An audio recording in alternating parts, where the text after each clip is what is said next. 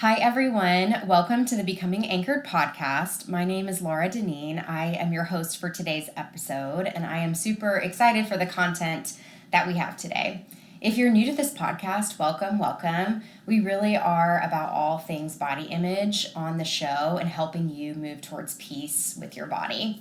If you're local to Tennessee, we would love to see you with our sister brand, Anchored Counseling Co.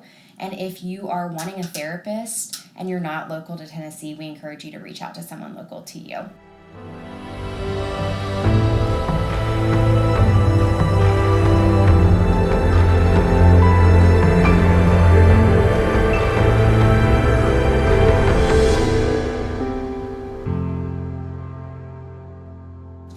So without further ado, welcome, Emily. Thank you. Thanks for having me on. Yeah, I've known Emily, or I guess you've known my sister back in college. Yeah.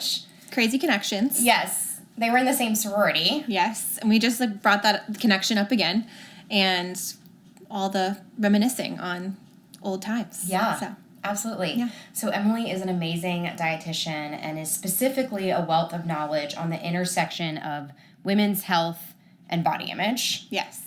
And you were talking right before the show, and I was like, stop talking because I need this content in the podcast episode. Yeah. Good stuff. Yeah. So, I mean, well, first of all, let me just say this. There's so much content out there, which I think is like both a blessing and a curse in the sense that, like, I don't think our brains are supposed to digest this much content, right, on the topic of women's health and all that entails. Right.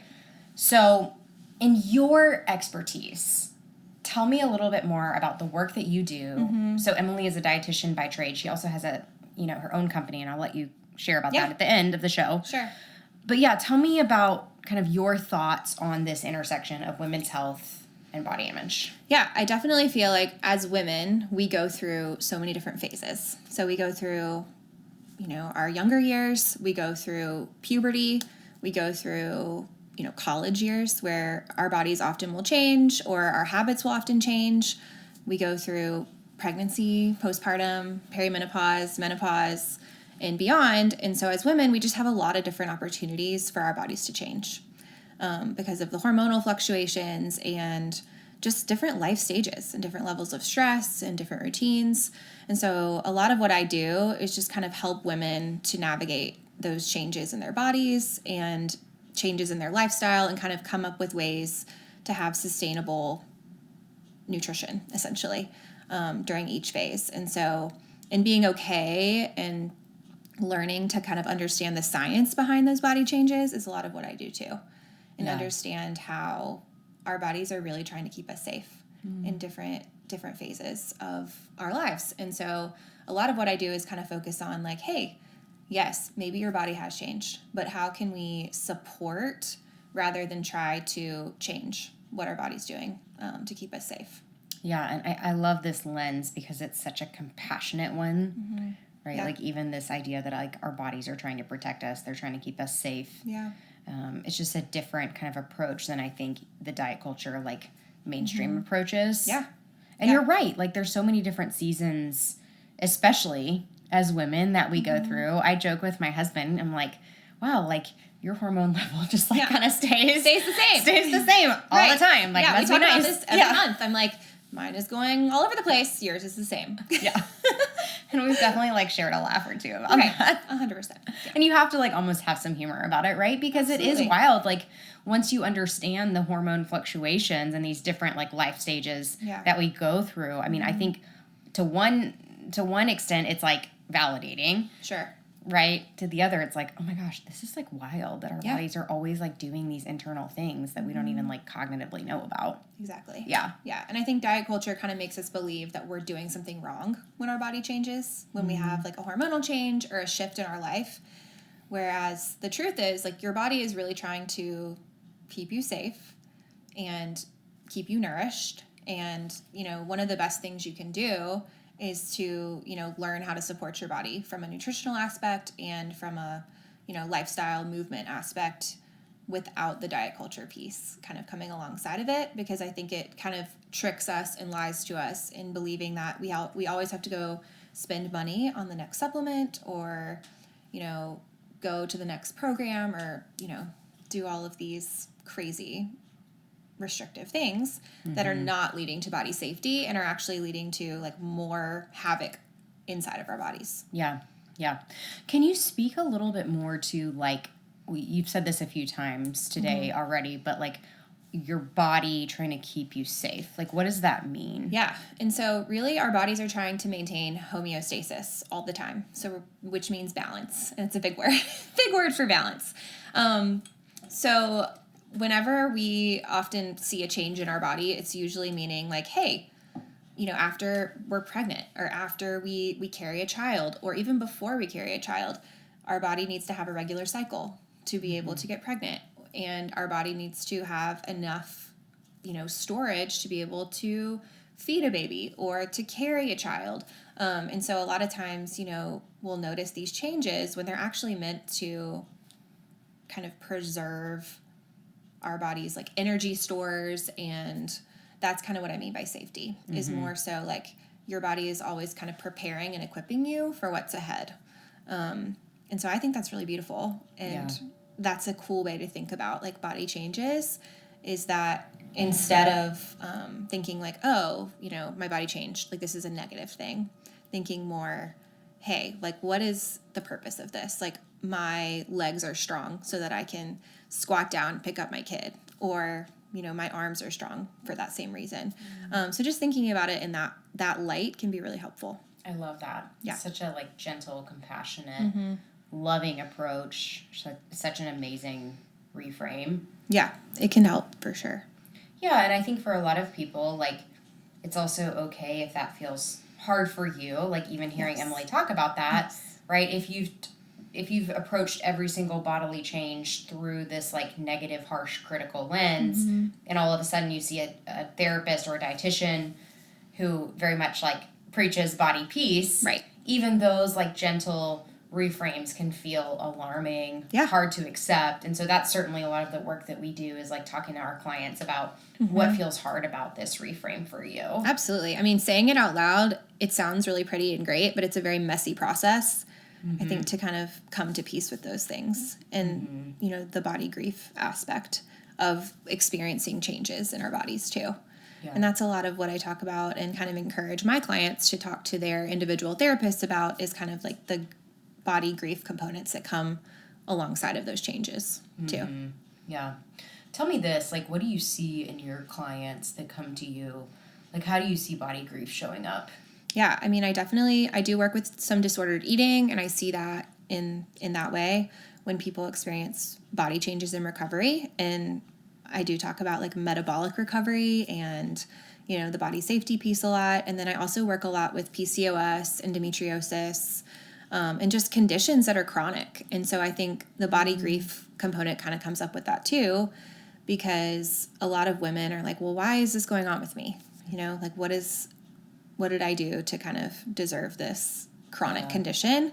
And so a lot of my work is focused on those kind of women's health conditions. And we talk a lot about that as well. The body grief component kind of comes alongside of that.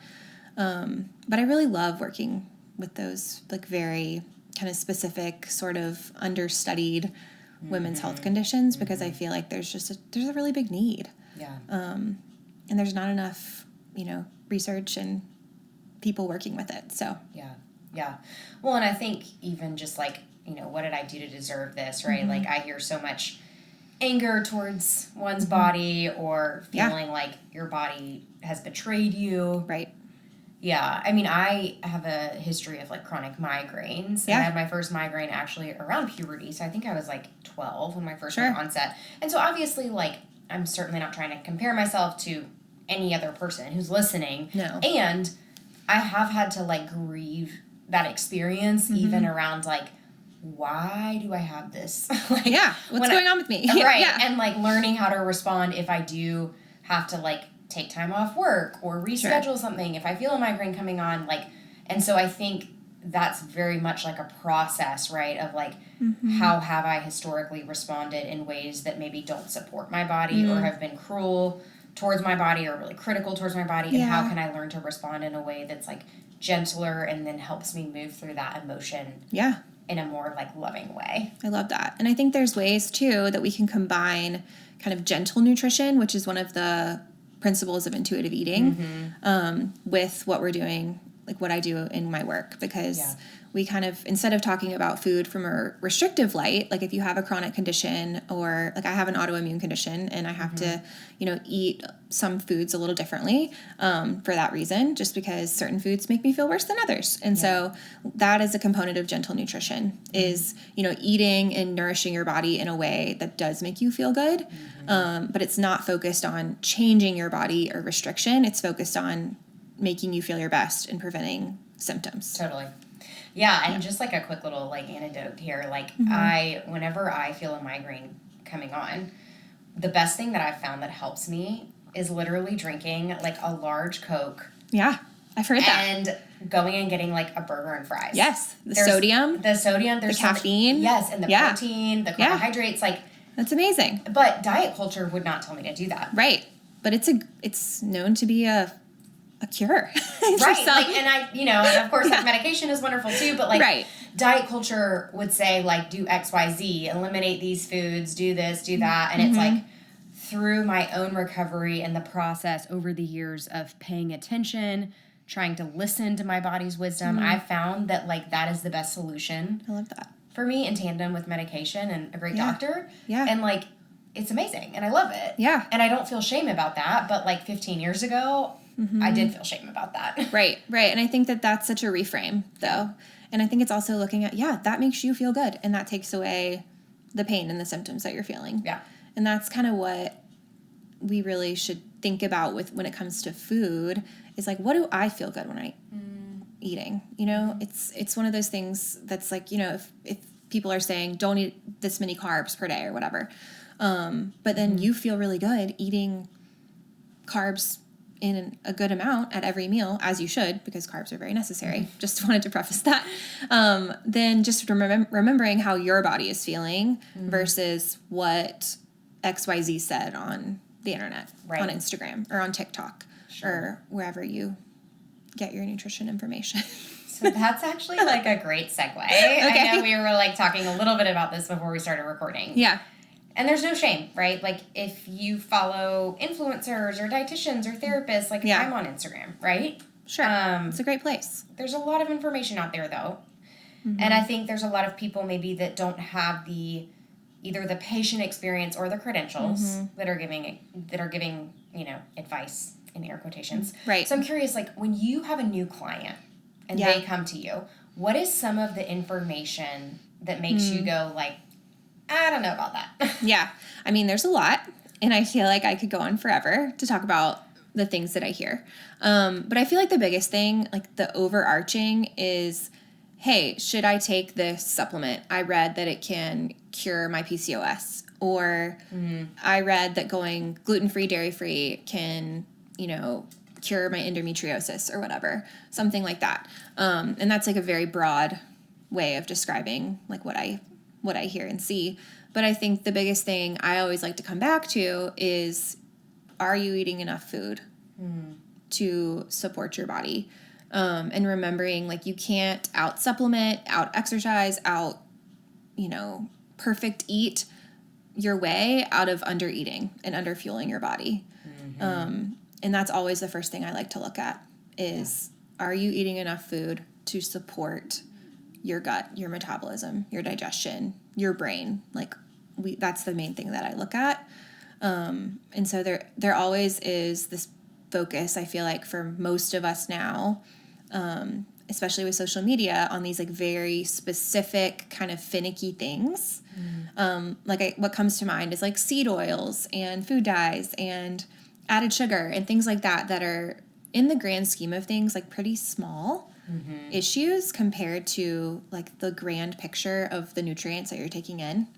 And so I always like to say, like, let's zoom out and look at the big picture, because, having some seed oils, that's fine here and there. They're not going to do anything negative to your body by eating those things alongside of other foods that have a different type of fats.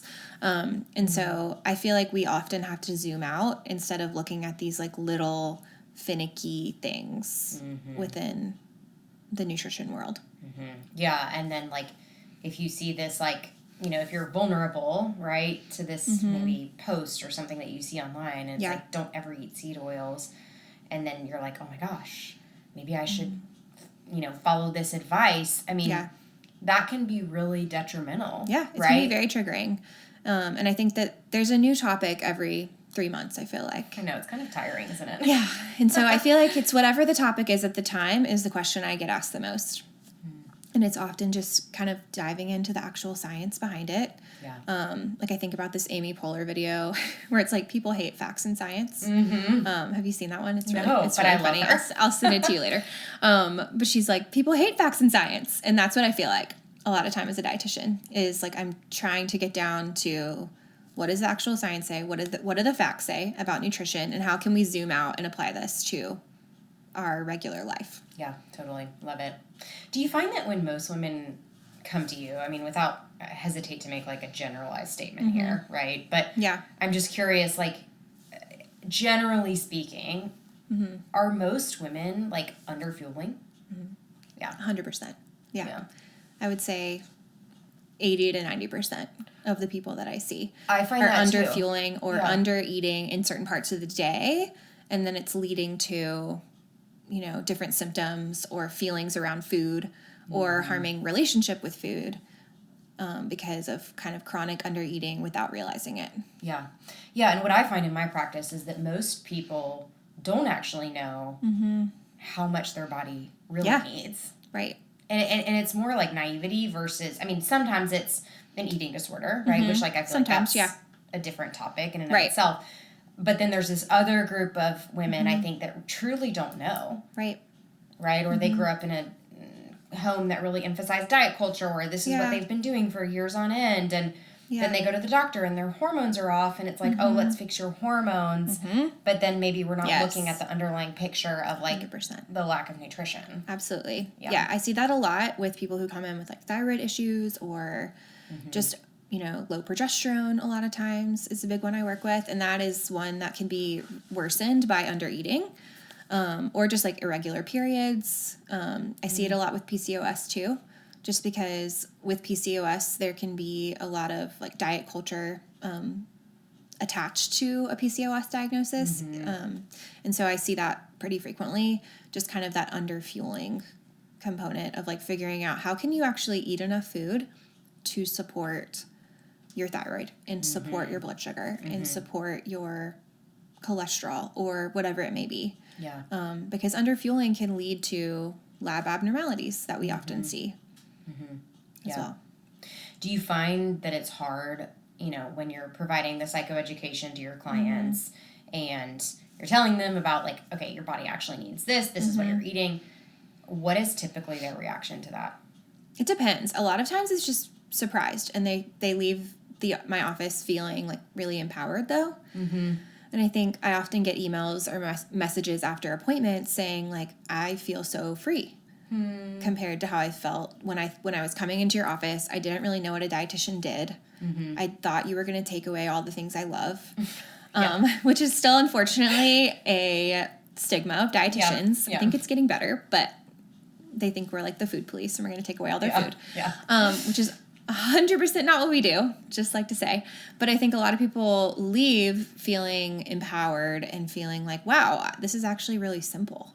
And nutrition is really simple. Like sometimes when I'm talking to people, I'm like, because I do it all the time. Yeah. I feel like I am just saying, you know, the same thing over and over because nutrition really can be so simple and so almost mindless in a way. Like when we figure out how to build meals that work for our bodies, it doesn't have to be tricky. Like you can go literally anywhere and eat a balanced meal that will work for your body. And so a lot of times people leave feeling like they have more power and they're more free with food, which is really there's great. Like a sense of like permission, I hear. Yeah, absolutely. Yeah, and it's okay too if like nutrition is not simple for you, right? Like for those of you that have disordered eating or an eating disorder or maybe some sort of trauma with your family of origin or like friends or colleagues or whatever who've shamed you for food or your body before. I think it's like that complexity that leads to nutrition not being simple. 100%. Yes. And that's what we talk about a lot in our sessions is like nutrition is made out to be this like super complex kind of like overstimulating, overwhelming thing, especially if you have an eating disorder or if you have just like a lot of noise in your head surrounding food, or just a poor relationship with food or an allergy or something like that. And I think the hope I like to give to my clients is like, I want food to be more simple for you. Yeah. And so that's kind of what we work towards is getting to a place with food. And that often comes with a combination of, therapy, seeing your dietitian, like lots of different, resources. But just learning how to make food simple again. Yeah. And just sort of working through like, hey, these are the concerns I have this week. These are the questions that I have this week. This is what I saw on TikTok. Like, can you help me kind of sort through this noise? And so it's less about like, here's what you should eat and more about how can I sort through this noise surrounding food? How can I feed myself? Correct. My family? How can I like make sure that I'm being intentional, consistent, have adequate amount of nutrition, and also like still live my life? Absolutely. Versus like being consumed with anxiety about what you are planning to eat or what you have eaten. And it's a lot of like unlearning and then like kind of creating, I think is the word that's coming to mind, new processes, new habits, new kind of views, if you will, on food itself. Yeah, and also giving freedom, I think is a big thing I talk about is like, okay, I used to only think I could eat this for breakfast because this was what I felt like I should eat for breakfast, and learning to say, hey, it's okay to eat, a breakfast that's solely packaged foods. Sure. Or foods that are convenient to you, and that is just as nourishing. And so kind of learning to give women freedom surrounding convenience when it comes to food, I feel like is a big thing I talk about. Well, sure. And which even, is interesting. Like, feeding their families, right? If you do have children, it's a whole other, like, ball game, right? Yeah. And I'm like, our family eats the boxed mac and cheese frequently because that is what they will eat. And they love it, and it's great. And you can still have a nourishing meal out of those packaged foods and still have a very healthy body. Yeah, absolutely. A nourished body. Yeah. Yeah, there's so much good work that you're doing in this. Yeah, it's fun. Yeah. Anything else with like women's health and body image that you are seeing in your clients, or any other wisdom that you want to like impart to our listeners today? Yeah, I mean, I think the biggest thing is like you can't out biohack not eating enough food and under fueling. And I think that's the biggest point I always like to get across. Yeah. Is you don't have to go spend thousands of dollars on supplements and crazy labs and all these different things to have balanced hormones. And the big question I always like to ask too when someone's talking about hormones, especially on the internet, is like, what hormones are you talking about? Because I think we hear like hormone health, balance your hormones. And I always like to be like, well, what hormones are you talking about? Like, are you talking about progesterone, estrogen, testosterone, thyroid hormones? Like, which hormones?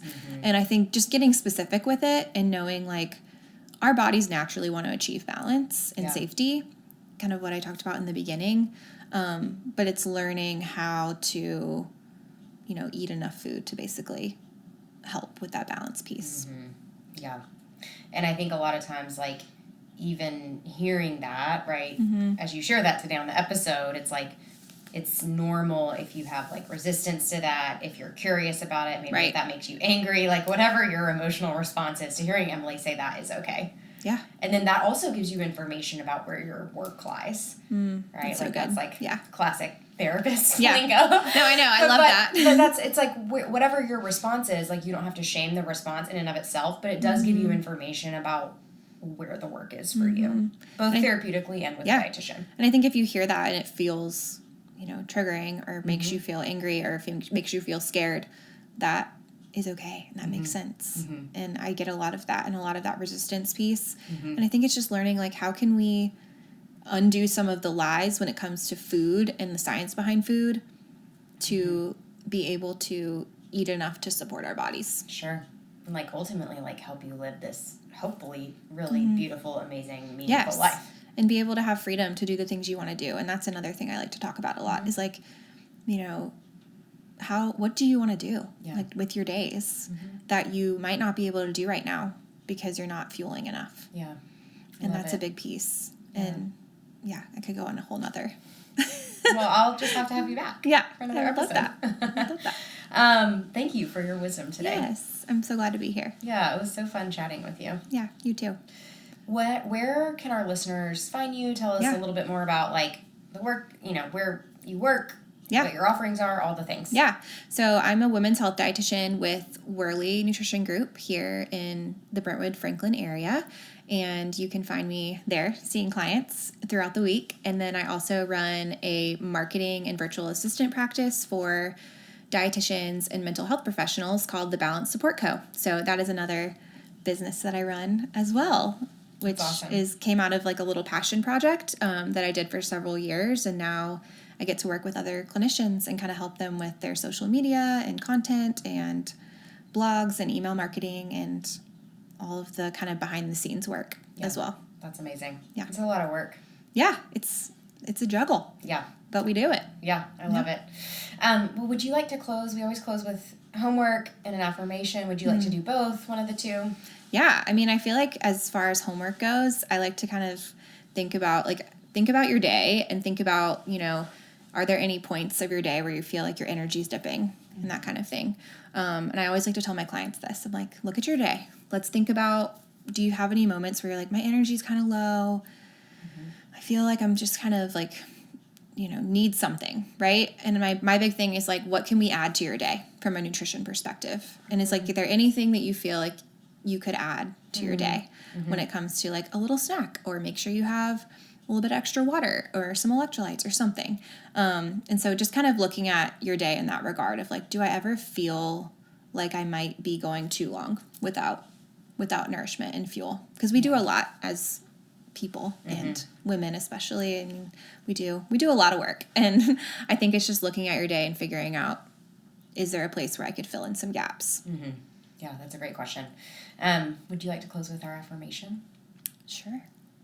So I feel like the biggest thing I would say would be to remember that your body is smart and that you know kind of what's best for you, and that no supplement is going to undo underfueling. And so just remembering that your body is smart and you are enough in that way. Yeah.